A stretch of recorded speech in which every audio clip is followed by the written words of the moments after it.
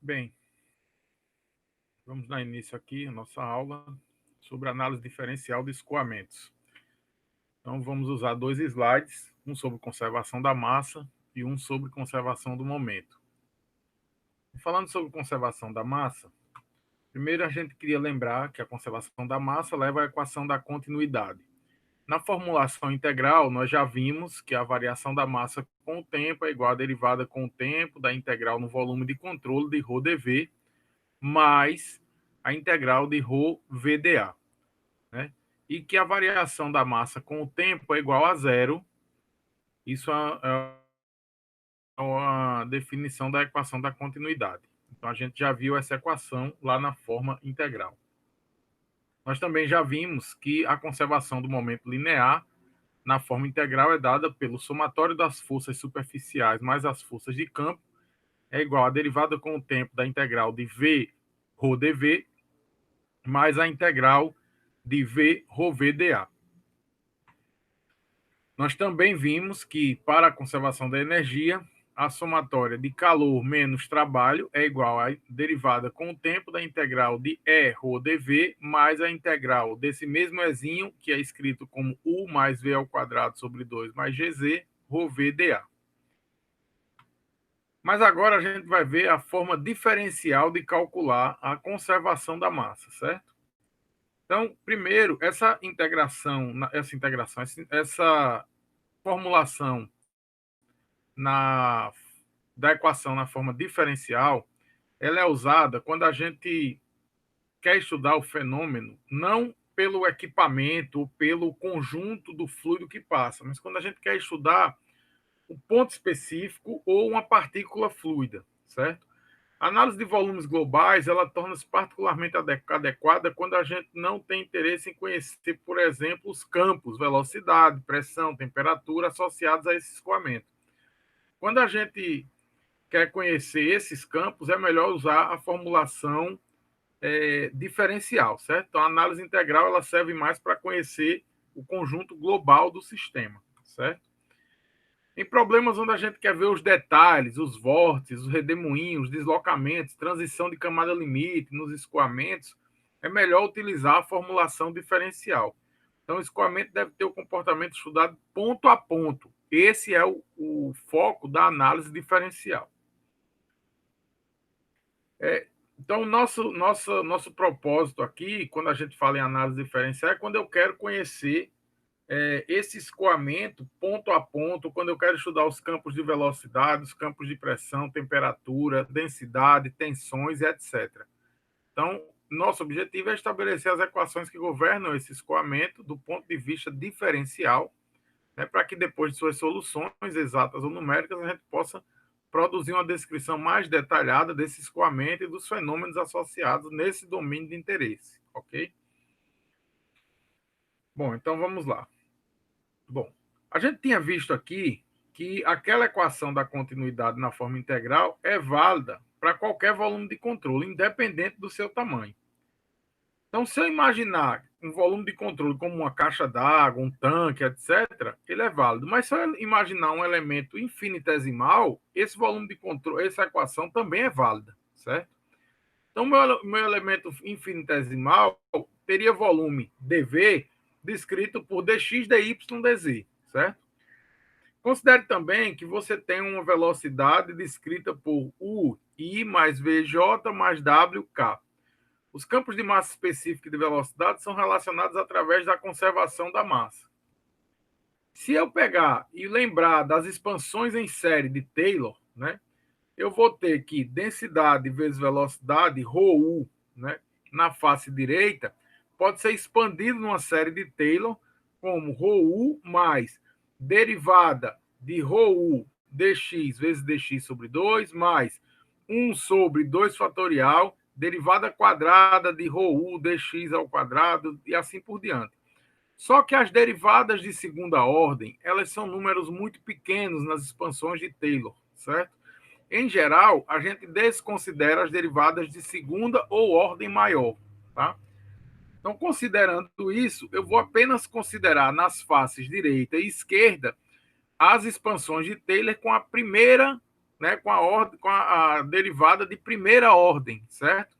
Então, veja, na face direita, eu vou ter ρu mais a derivada de primeira ordem. E na face esquerda, ρu menos a derivada de primeira ordem, porque eu estou tendo esse campo de velocidade e de densidade variando de uma posição menor para uma posição maior. Está tendo uma variação da esquerda para a direita, da frente, da traseira para a parte frontal e da parte de baixo para a parte de cima, tá? Minhas variações seguem esses padrões.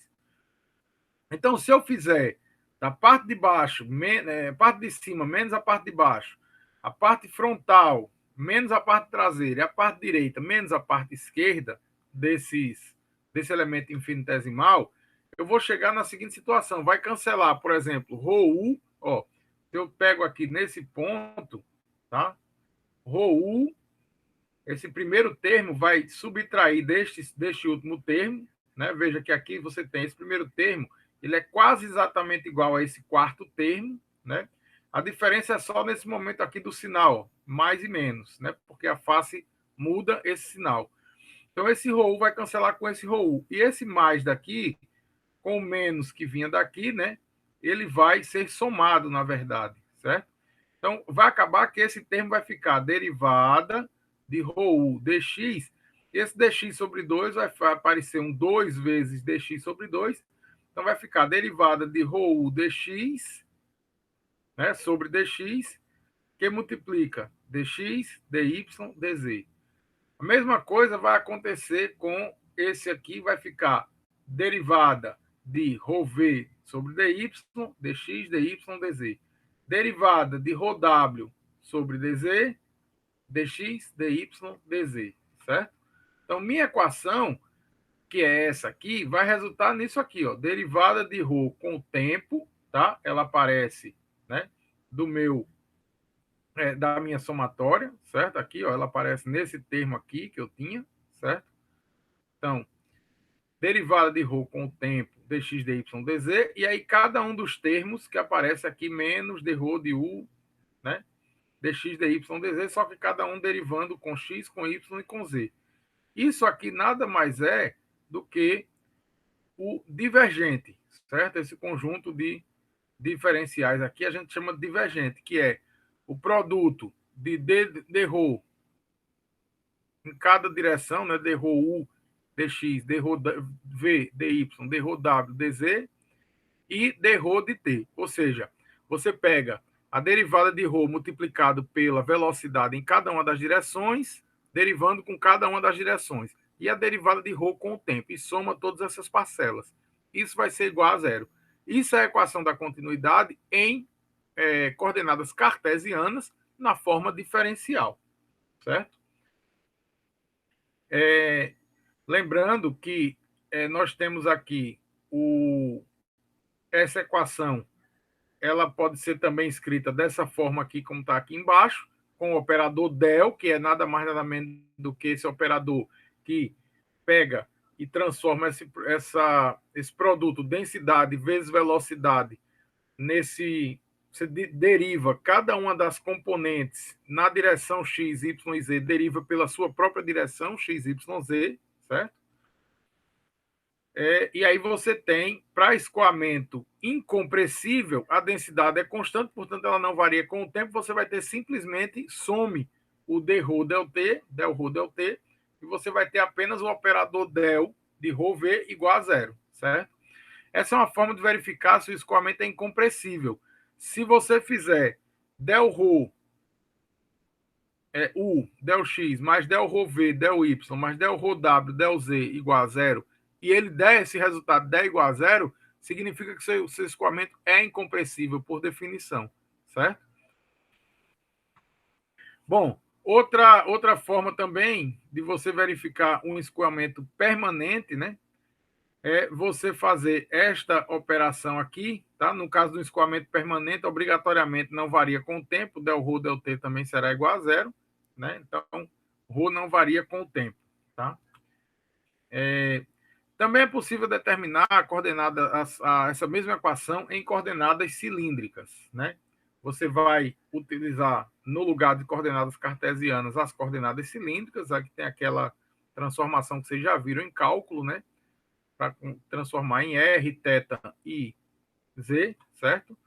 Aqui tem apenas as equações escritas em coordenadas cilíndricas. Eu não vou me ater a isso, porque isso tem nos livros bem descrito no texto que a gente adota, né? Então, vocês podem utilizar, podem pegar lá os dados se vocês precisarem, certo? Aqui tem a equação, também vai ficar nos slides, se vocês precisarem algum dia. É aplicável, é tranquilo, não tem nenhum problema de utilização, né? E a equação em coordenadas cilíndricas, tá? É muito utilizado em coordenadas cilíndricas porque, quando a gente fala de fluido, a forma de transporte são tubulações. Tubulações são, né? Então, para a gente entender, né, como é que a gente pode utilizar, por exemplo, esse tipo de equação de conservação da massa, tá? Os componentes do vetor velocidade de um escoamento incompressível e que ocorre em regime permanente são definidos por, aí dá a componente U do vetor velocidade, x ao quadrado mais y ao quadrado mais e ao quadrado, v, xy mais yz mais z, e w é a incógnita. Determine a forma do componente da velocidade na direção z, que é o w, que satisfaça a equação da continuidade. Nós vimos a equação da continuidade nas coordenadas cartesianas, é dado por essa descrição aqui: del rho de t, del rho de u, del x, del rho de v, del y, del rho de w, del z, igual a zero, certo? Então, vou trazer para meu quadro aqui, não? Então, essa é a minha equação da continuidade, né? Eu posso escrever ela dessa forma aqui para escoamento incompressível. Veja que eu estou desconsiderando o termo del rho del t, né? Para escoamento incompressível ou permanente, esse termo será igual a zero. Então, já fiz isso aqui, tá? E aí, eu tenho, né, no caso da questão 1, simplesmente o seguinte: como eu tenho os termos U, X desculpa, U, V, e eu quero o W, e o escoamento é permanente, veja, se é permanente, ρ é constante. Então, quando o ρ é constante, ele sai dessas derivadas, por ser constante, né? E ele sai dessa derivada e passa dividindo zero. Então, como ele passa dividindo zero, ele pode sumir da equação. Então, minha equação acaba se reduzindo a del U, del X, mais del V, del Y, mais del W, del Z, igual a zero. Certo? Aí agora eu tenho que ir lá nos meus slides e ver o seguinte. Eu tenho que olhar qual é o formato. Eu tenho que pegar U, x2 mais y2 mais e ao quadrado. A derivada de U com relação a x vai ser simplesmente 2x, porque y ao quadrado com relação a x é tratado como uma constante, z ao quadrado com relação a x também é tratado como uma constante. Então, a derivada de U com relação a x será 2x. Então, já coloquei aqui embaixo o valor disso, 2x, certo? Agora eu vou pegar a derivada de v com relação a y. A derivada de v com relação a y será x mais z, porque z é tratado como constante em relação a y, nessa equação. Então, será x mais z. Então, está aqui x mais z. E del y, del z, continua aqui constante. Eu passo 2x mais x vai dar 3x, então passo 3x mais z para o outro lado da equação, vai ficar del y, del w, del z igual a menos 3x menos z. Integrando, né, passando del z para o outro lado, vai integrar, e eu vou ficar com w igual a menos 3xz menos z ao quadrado sobre 2 mais c, porque como eu não tenho uma integral definida, eu preciso escrever a constante. Veja que o próprio problema diz determina a forma do componente, então ele não pede o valor exato, porque ele não dá as integrais definidas aqui. Então a constante tem que aparecer, eu não tenho ainda o valor dessa constante. Se ele desse os limites, né, eu podia calcular essa constante, ou pelo menos se ele desse alguma informação sobre as bordas, né, para a gente saber aqui como determinar esse valor da constante. Então, com isso, eu tenho aqui, ó, o meu valor de W, que é o que eu preciso calcular, ok? Então, nós temos essa utilização. Aqui tem um outro problema, esse é um problema mais operacional. Então, o uso da equação diferencial da continuidade para regime não permanente, né? Também é muito comum o uso para situações não permanentes. Um amortecedor a gás na suspensão de um automóvel comporta-se como um dispositivo pistão-cilindro. Ele está na posição lateral aqui, né? Posição lateral. No instante em que o pistão está afastado de uma distância L igual a 0,15 metros da extremidade fechada do cilindro, a massa específica do gás é ρ igual a 18 kg por metro cúbico e ela é uniforme. E o pistão começa a se mover afastando-se da extremidade fechada do cilindro com a velocidade V de 12 metros por segundo. O movimento do gás é unidimensional e proporcional à distância em relação à extremidade fechada. Ela varia linearmente de 0 na extremidade a U igual a V no pistão. Avalie a taxa de variação da massa específica do gás nesse instante. Então, aqui, ele está dizendo o seguinte, esse pistão ele está empurrando, né, da direita para a esquerda aqui o gás, e aí o gás está acabando saindo por essa parte, que é uma tubulaçãozinha, né, de saída do pistão, com a velocidade de 12 metros por segundo, nesse instante aqui específico. Veja que ele fala que varia linearmente, ele até já dá ali na figura a equação dizendo que ele varia linearmente, portanto, ele segue uma equação linear onde U é igual a VXL. Ele segue uma equação linear, né, da velocidade com que esse gás vai sair, de forma que você tem uma dependência linear com o espaço ali, certo? Então, a gente pode usar aqui a seguinte equação. Veja, como ele só varia em x, deixa eu copiar aqui essa equação como um todo, para que a gente não fique sem entender de onde surgiu esta equação menor, certo? Então, eu vou partir da equação completa da continuidade na forma diferencial, só que o meu sistema já explica ali que a variação só ocorre na direção horizontal, x. Então, eu vou eliminar as variações em Y e em Z, porque não tem variação. Meu sistema só ocorre em X. Tá? Então, agora varia com o tempo. Então, acabo ficando com derivada de ρ com o tempo, mais a derivada de ρu com x, igual a zero. Né? E aí eu posso passar a derivada de ρu com x para o outro lado da igualdade. Então, eu fico com derivada de ρ com o tempo igual a menos derivada de ρu com x. Derivada desse tipo aqui, né, parcial, com um produto, você resolve como? Você considera um dos elementos do produto constante, tira ele da derivada e faz a derivada do outro em relação a x. E aí depois pega e soma isso com a derivada do inverso. Você pega o outro elemento, considera constante e deriva, né, o elemento que você não considera constante com relação a x. Então, derivada de ρu com relação a x é ρ derivada de u com relação a x, mais u derivada de ρ com relação a x. Como tem um sinal negativo na frente, então vai ficar menos ρ du dx, menos u dρ dx, certo?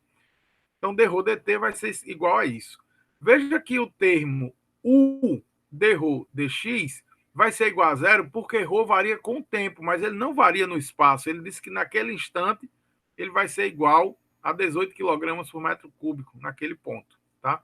Então, dρ dt será igual a menos ρ du dx. Né?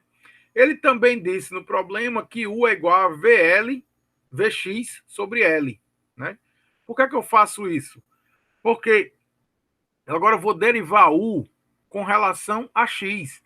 Quando eu derivar U com relação a x, né, na minha equação aqui, ó, eu estou pegando aqui, eu estou lidando com esta situação, só que eu quero derivar U com relação a x. Tá? Então, derivando U com relação a x, fica igual a VL. Então, veja que no lugar de du dx, eu vou escrever agora V sobre L. Então, del ρ del t é igual a menos ρ V sobre L. Né? E L tem um comportamento linear, porque L varia, voltando lá para a minha figura, L vai variar, veja que ele está sendo empurrado, né, com essa velocidade V. Então, L é igual ao L inicial, que é 0,15 metros, só que ele varia com o tempo, com velocidade V 12 metros por segundo. Então, L é igual a L0 mais VT. Né? L vai mudar com a posição, que é L0, mais a velocidade e o tempo. Então, a equação lá do movimento que a gente aprendeu retilíneo uniforme, L igual a L0 mais VT. Então, vou utilizar estas equações, né? Partindo daqui, e no lugar de L eu vou escrever L igual a L0 mais VT, certo? Então, minha equação vai acabar resultando em del ρ del t é igual a menos ρ, estou vindo daqui, V sobre L0 mais VT, tá? Então, eu posso simplesmente, como eu quero saber como a densidade varia com o tempo, né? Aqui, eu posso já eu quero saber exatamente isso, como a densidade varia com o tempo. Então, eu já posso substituir os valores aqui. Ó. A densidade é menos 18, a velocidade é 12, e nesse instante específico, no t igual a zero, t igual a zero, então vai ficar só L0 embaixo, que é 0,15 metros. Então, nesse instante específico, del ρ del t será de menos 1.440 quilogramas por metro cúbico segundo, tá? Essa seria a resposta do que o problema pede. Mas eu posso expandir o meu problema para pensar o seguinte: será que eu tinha como determinar como a densidade varia com o tempo, à medida que o tempo se progride? É claro que sim. Basta eu resolver agora esta integral aqui, ó, tá? Eu vou até colocar essa partezinha numa cor diferente aqui, para a gente entender o que é isso. Eu posso resolver esse problema aqui, essa equação diferencial. É só passar, são separáveis, né?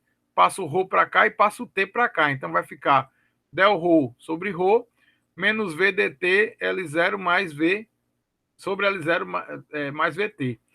Veja que del ρ sobre ρ, quando você integrar, né? Aqui embaixo já está na forma de integral, então eu posso passar lá para baixo. Essa integral especificamente del ρ sobre ρ é fácil, né? Da ln de ρ menos ln de ρ0, né? Os limites de ρ0 a ρ. Essa aqui, eu faço uma substituição chamando L0 mais VT de U, por exemplo.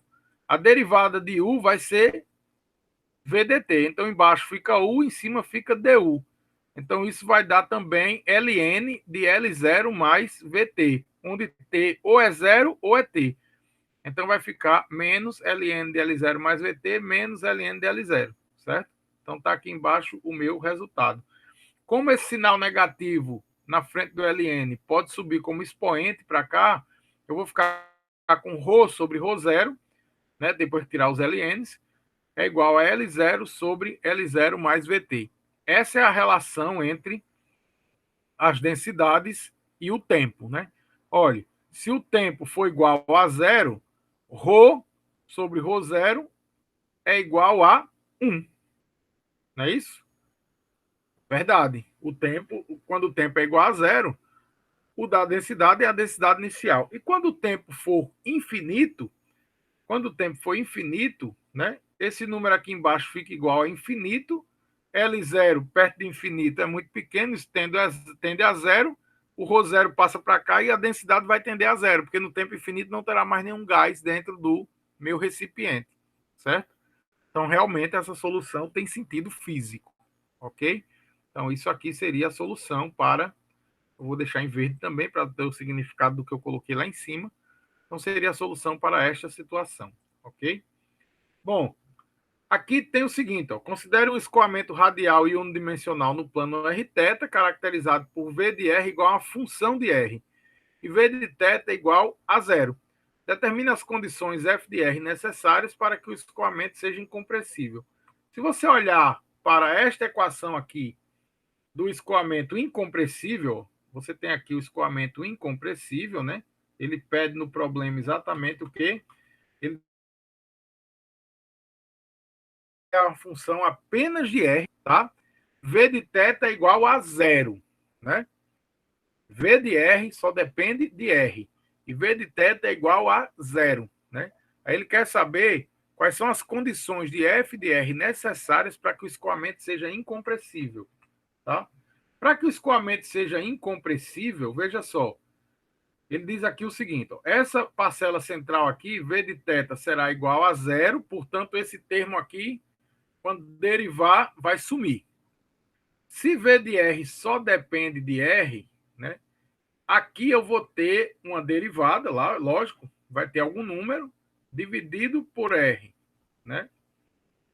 Então, o v de z, derivada de z com relação a z, veja, o número que resultar aqui, né, ele tem que dar, junto com a derivada de z com relação a z, tem que ser igual a zero. Essa é a condição básica.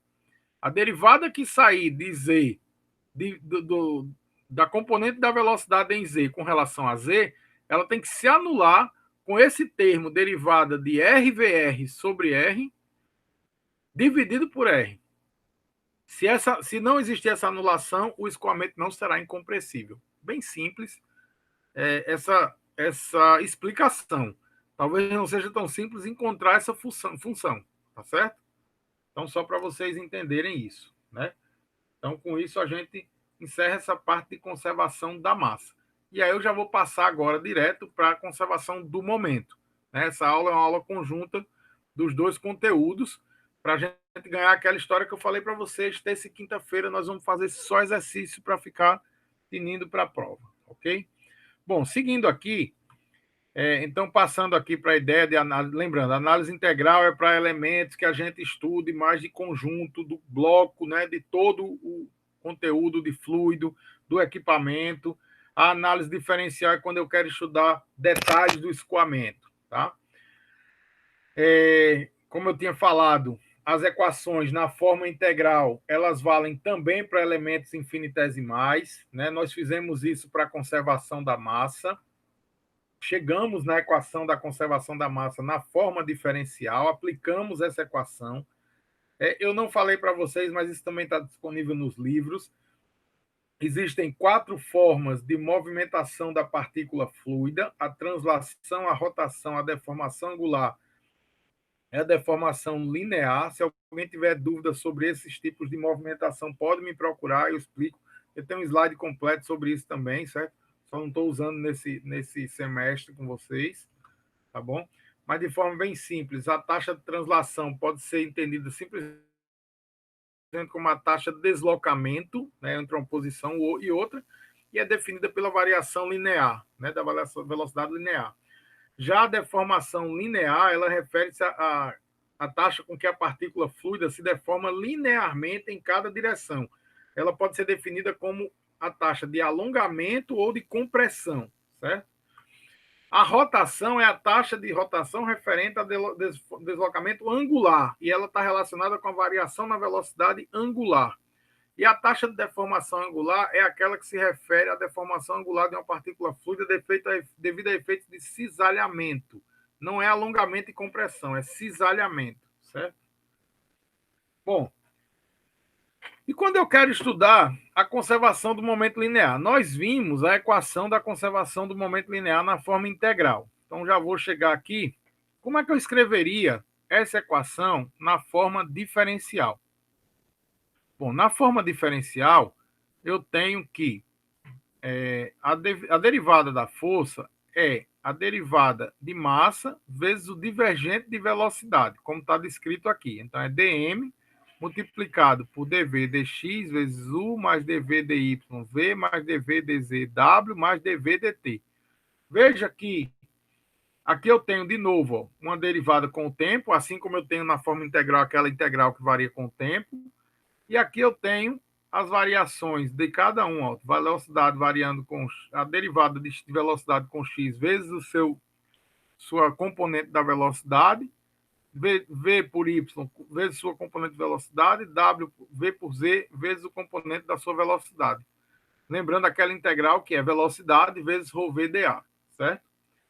Nós temos aqui que dm pode ser escrito como ρ, volume e as minhas velocidades, né? Então, começa a ter de novo uma cara parecida com aquela coisa do ρ-VDA. A minha força de campo, ela pode ser descrita como sendo G, ρ e o volume, né? Então, mais uma vez, eu tenho aqui utilização daquela ideia de ρGV para as forças de campo. As forças superficiais podem ser escritas a partir das forças de cisalhamento e das forças normais. Veja que em cada superfície eu tenho uma força normal e duas forças cisalhantes, né? A gente já tinha descrito isso para vocês anteriormente. Então, em cada força, em cada superfície dessa aqui, eu tenho uma força normal e duas forças cisalhantes. Aqui eu estou descrevendo apenas as forças normais. Veja, na face superior, eu estou descrevendo o crescimento da força normal que vem crescendo da face inferior até a face superior. Então, se aqui no centro eu tenho uma força normal, média, então ela cresce de baixo para cima. Parecido com o que a gente fez na conservação da massa, eu tenho a variação de baixo para cima, da esquerda para a direita e de trás para frente. Tá? Então, todas elas vão ter coisas do tipo tensão menos a variação da tensão naquela direção, dz sobre 2, dx, dy. Na face esquerda, já na direita é a mesma equação, só que mais, certo? Quando eu aplico isso para as forças superficiais, tá? Tanto normais como tensões de cisalhamento, de novo, a força delta xx vai se cancelar, mas as derivadas vão ficar, né, somadas, porque os sinais aqui aparecem mais, menos com menos dá mais. E esse 2 daqui vai sumir. Então vai ficar a derivada desta força dividido pela, né, derivando essa força com relação a x, multiplicado por dx, dy, dz, que é o elemento de volume. A mesma coisa para as forças de cisalhamento. A tensão de cisalhamento some, mas a derivada da tensão de cisalhamento com relação à posição y permanece. Esse 2 some e fica dx, dy, dz, que é o elemento de volume. Então, por exemplo, a derivada das forças superficiais em x é derivada da tensão normal em x com relação a x, mais a derivada da tensão cisalhante em y, né, de y com relação a x em y, mais a derivada da tensão cisalhante de z com relação a x em z, dx, dy, dz. Lembrando que a tensão cisalhante ela tem na direção y e na direção z sobre a superfície de x, né? Por isso que aparece assim, tá? A mesma coisa você vai fazer para forças superficiais em y, forças superficiais em z, né? Aí aqui tem a descrição dessas forças para as forças gravitacionais também, certo? E aí, quando você soma todas as forças, você vai ter esse conjunto desse somatório de forças que aparece aqui, tá? Aqui tem as acelerações e aí os divergentes que você tem nessa equação acabam sendo U du dx mais V du dy mais W du dz mais du dt. O que é a aceleração? Nada mais é do que a derivada da velocidade, certo? Aí você deriva a velocidade com o tempo. Se a velocidade era U mais V mais W mais a velocidade, mais a velocidade, né, propriamente dita, você derivando isso aqui com relação ao tempo, você vai ter esse conjunto de equações, tá? Quando você faz força igual a massa vezes aceleração, né, você vai ter essa propriedade aqui. E aí você vai colocando tudo isso numa equação só, né, que é escrevendo aquela equação na forma integral, só que com os elementos diferenciais. E aí você vai ter o termo referente à força gravitacional, o termo referente às forças superficiais e o termo referente àquelas integrais. Lembrando que aqui eu tenho esse du, dt, representa aquela integral que varia com o tempo, e o restante desses termos aqui representa aquela outra integral que não varia com o tempo. Tá? Quando eu pego essa equação e substituo todas aquelas... trago todas aquelas forças que eu tinha colocado lá, eu chego na minha equação geral da conservação do momento linear, né? Elas representam as equações de conservação da quantidade do movimento no interior de fluidos, certo? Que admitem a hipótese do contínuo. Para completá-las, são necessárias equações que correlacionam as tensões normais e tangenciais no campo de velocidade, de modo a se obter equações diferenciais para U, V e W. Mas veja que aqui essas equações estão escritas na forma de tensões normais e tensões cisalhantes. Isso não é bom, porque não é fácil de calcular essas tensões, certo? Então a gente pode seguir no sentido de tentar calcular as chamadas equações de Navier-Stokes, que não usam essas tensões, vão usar viscosidades. Qual é a ideia? As tensões não são dadas por μ, du, dy, isso aqui é para uma direção. Mas quando eu trabalho com tridimensionais, aí eu tenho isso aqui, ó. A tensão é dada por μ dv dx mais du dy. A tensão em xy ou yx, tá?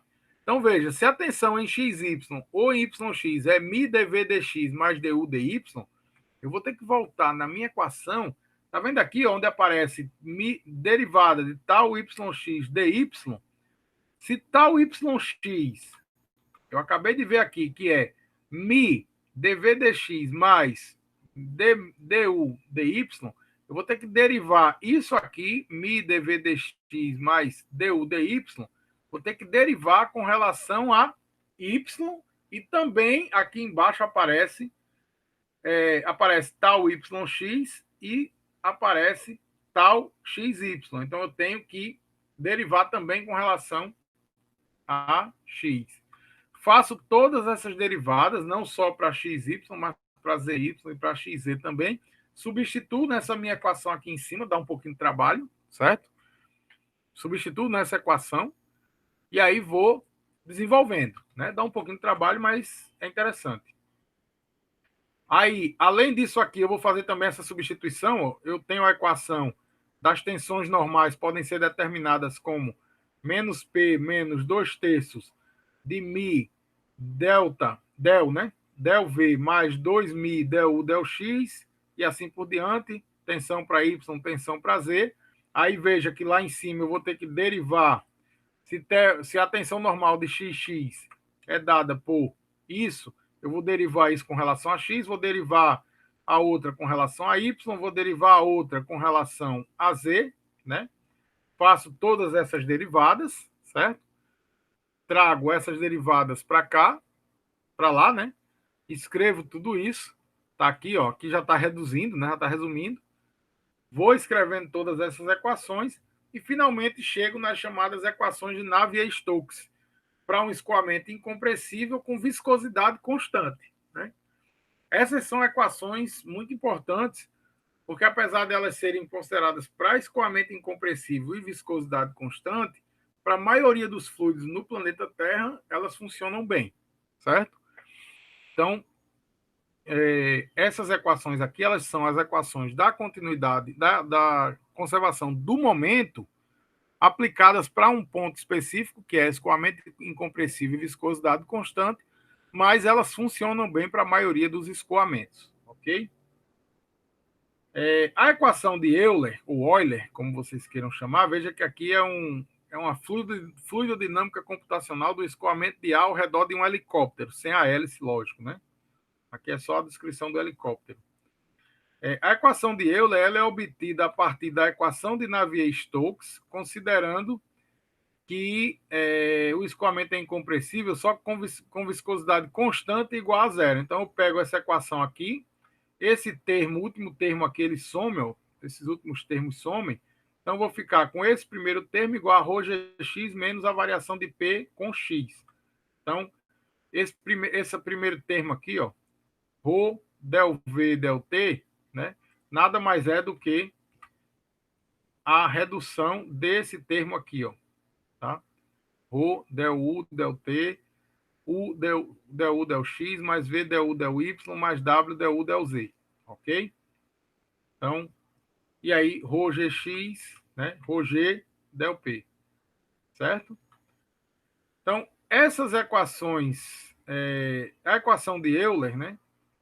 Ela é uma aplicação da equação do Navier-Stokes para um escoamento sem viscosidade, onde as tensões de cisalhamento são nulas e as tensões normais podem ser expressas por menos P. Aqui é outra forma de chegar lá sem precisar calcular as tensões de cisalhamento derivadas com X, Y, etc. Tá? Aqui está ela escrita de outra forma, apenas mudando a posição, né? Trocando de lado. Ok? Vamos fazer um exercício para para o escoamento de Coué, que a gente chama, né? O escoamento de Coué. Então, um francês que fez esse desenvolvimento aqui. Considere um escoamento em regime permanente entre duas placas infinitas, uma móvel e outra fixa, escoamento de Coué, paralelas e horizontais. Neste escoamento, as partículas se deslocam na direção X, que é paralela às placas, e que não existem outros componentes do vetor velocidade, ou seja, V igual a zero e W igual a zero. Obtém o perfil de velocidade para este escoamento. Então, eu já tinha falado para vocês sobre os mancais, mas a ideia é de você visualizar duas placas, sendo que a placa superior se move.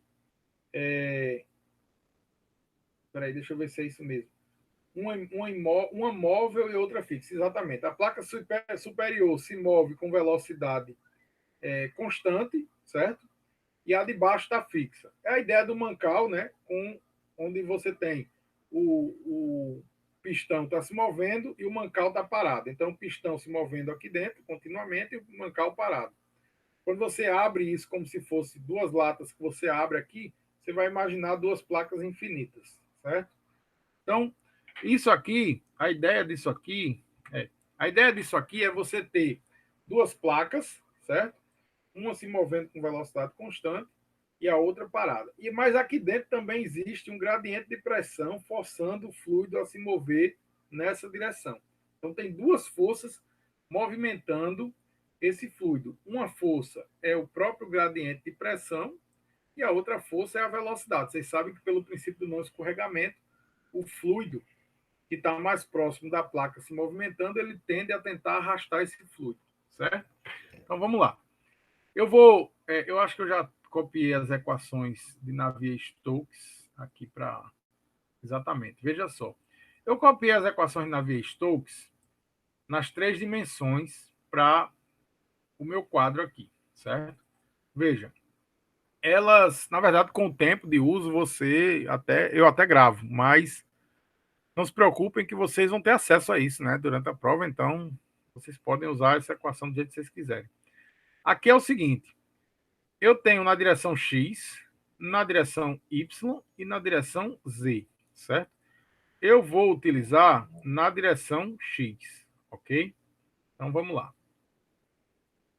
Partindo para essa equação na direção X, né?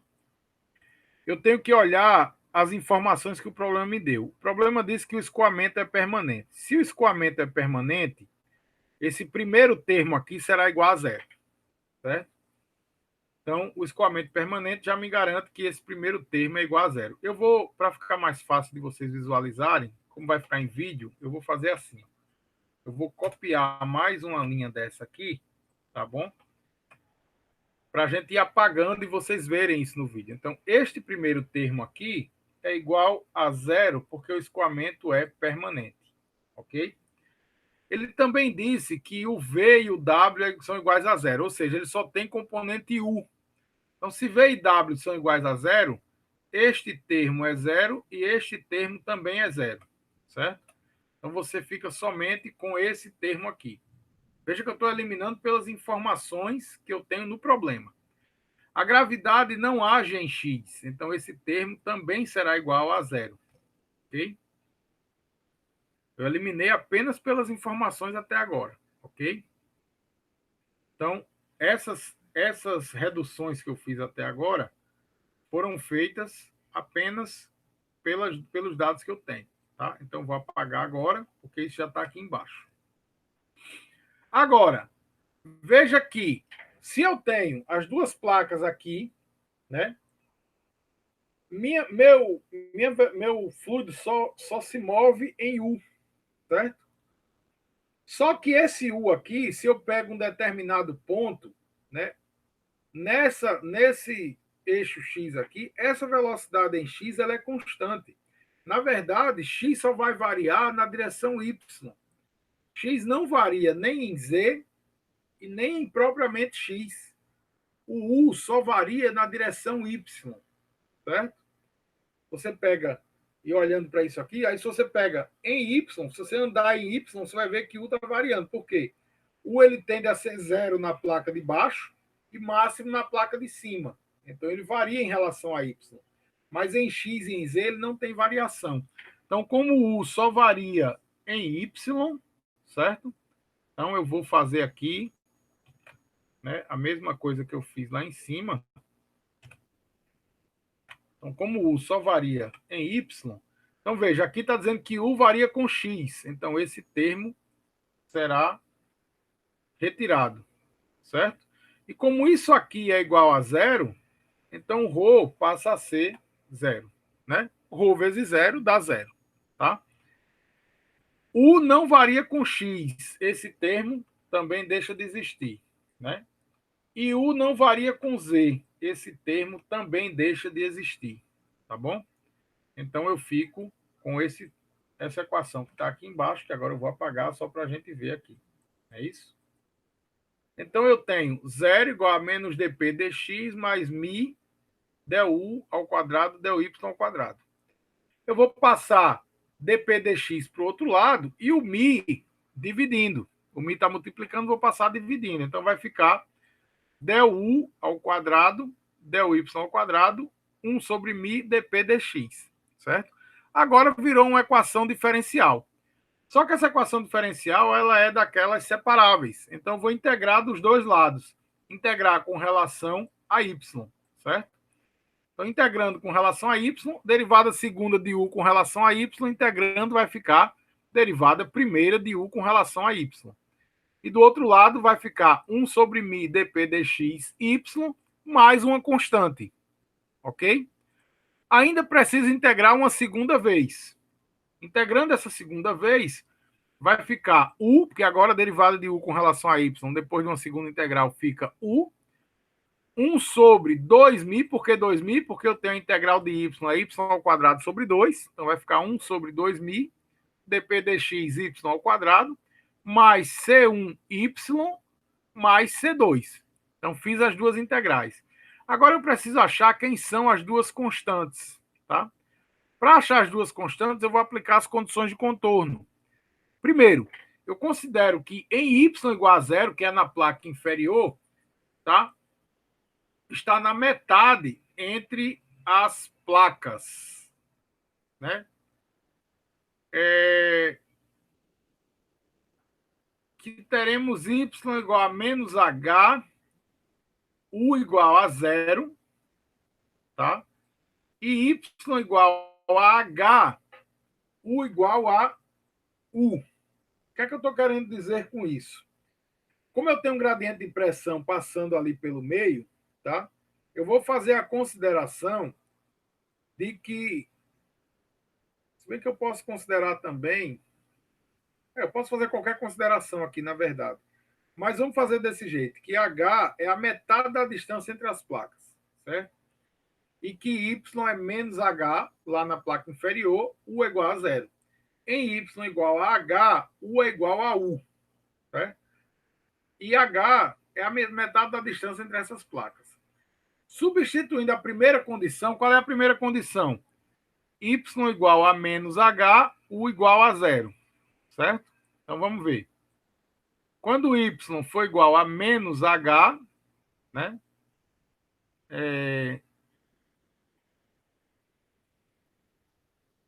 Deixe-me ver se essa é a melhor substituição a se fazer. Eu acho que talvez não seja essa a melhor substituição. Eu acho que é melhor a gente usar y igual a zero, u igual a zero. Porque, na verdade, basta que a gente não se confunda entre a condição e o h, tá? Mas, deixa eu ver. Se y for menos h... Não, eu vou fazer essa alteração aqui, fica mais tranquilo. Em y igual a zero, u igual a zero. H é a distância entre as placas, certo? Vou fazer assim. Acho que fica mais tranquilo. Né? Vamos ver se dá certo. Então, em y igual a zero, u igual a zero. Tá? Então, olha só. Fazendo a primeira substituição, u igual a zero, 0, 0, C2 igual a zero. Tá bom? Então, C2 igual a zero. Fazendo a segunda substituição, quando y for igual a h, u igual a 1. Né? Então, aqui, ó, u igual a u. Então, u, 1 sobre 2.000 del P del x h ao quadrado igual a mais C1 igual mais C1H. Então, C1H será igual a U menos 1 sobre 2.000 del P del x H ao quadrado. Perfeito, tá ótimo. Né? Passa o H dividindo, vai ficar C1 igual a U sobre H menos 1 sobre 2.000 dp dx H. Tá ótimo. Substituindo os valores agora. U será igual a 1 sobre 2.000 dp dx y ao quadrado. Vamos ver se isso já está na equação. Desse jeito. 1 sobre 2.000 dp dx y ao quadrado. Deixa eu copiar essa equação lá para baixo, que aí a gente fica com ela mais próxima para visualizar. Né? Então, aqui. Então, eu tenho, ó, esse primeiro termo é exatamente igual a esse primeiro termo, porque não tem diferença mesmo. No lugar de C1 vai aparecer isso aqui, ó. UH menos 1 sobre 2.000 dp dx, está aqui, H, né? Exatamente igual, vezes Y, mais C2, que é igual a zero. Veja que o H vezes Y, eu trouxe ele aqui para frente, tá? Mas esse termo 1 sobre 2.000 dp dx aparece exatamente igual aqui. Aí eu pus em evidência, e o y ao quadrado menos hy, aí eu pus ele aqui, tá certo? Então, uma forma mais elegante para escrever. Se eu quiser, eu posso ainda escrever isso aqui mesmo com o h ao quadrado aqui em cima e dividindo por h ao quadrado aqui embaixo, tá? E aí vai ficar com esse formato. Por que eu fiz isso? Para ficar exatamente igual a essa resposta que está aqui no slide, tá certo? Que é 1 sobre h ou a, y, olhando para cá, ó, 1 sobre h ou a, y, mais 1 sobre 2.000 dp h ao quadrado dx, 1 sobre 2.000, está aqui, ó, 1 sobre 2.000 dp dx h ao quadrado, né? Y ao quadrado sobre h ao quadrado menos y sobre h. Y ao quadrado sobre h ao quadrado menos y sobre h. Ok? Perfeito. Bom, gente, aqui eu tenho uma outra questão que fala também, né? Aqui vocês podem tentar, certo? Veja que ele tem um ângulo com a horizontal, então vai aparecer um ângulo aqui, ok? E aqui é uma questão que envolve para calcular o campo de pressão para um campo de velocidade bidimensional, tá? Eu vou deixar para vocês tentarem.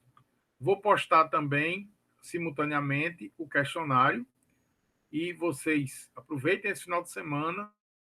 Vou postar essa aula agora. Aproveitem esse final de semana para ver essa aula, porque terça e quinta aí nós vamos fazer só exercício de equação de Bernoulli, conservação da massa na forma integral, conservação do momento na forma integral e essa parte de análise diferencial, para vocês estarem realmente bem preparados para a prova no dia 10, ok?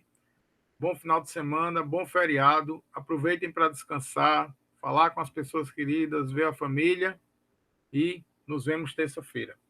Até mais.